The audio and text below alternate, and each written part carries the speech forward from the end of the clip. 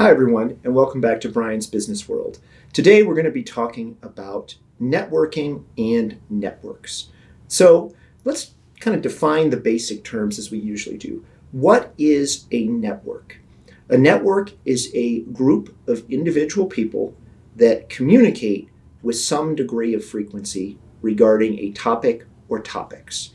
So let's unpack that definition. We are talking about people, humans, that communicate.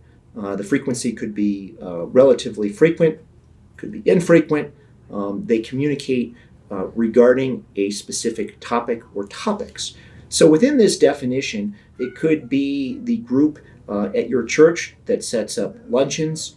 They communicate about what to order for the food. It could be your high school reunion group. It could be a regular friend group.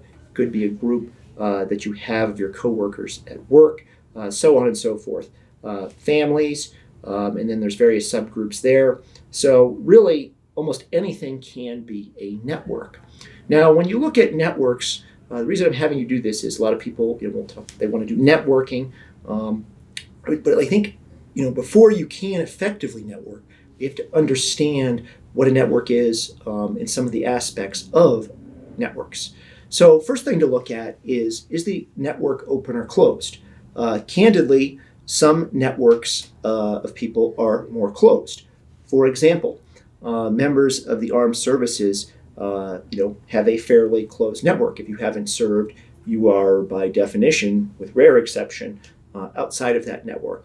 And even within, there's many subgroups within subnetworks within the armed services, where pretty much the entry requirements are prior service or designations. And you're not really going to become a member of that network.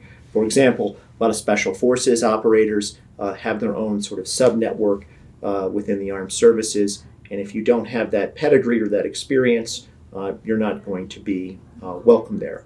An open network might be something like joining the Chamber of Commerce and going to networking events where pretty much anybody can show up to those events. No real qualification. So that is an open network. So evaluate, if you're looking to do networking, when you're evaluating certain networks, look to see if they're open or closed.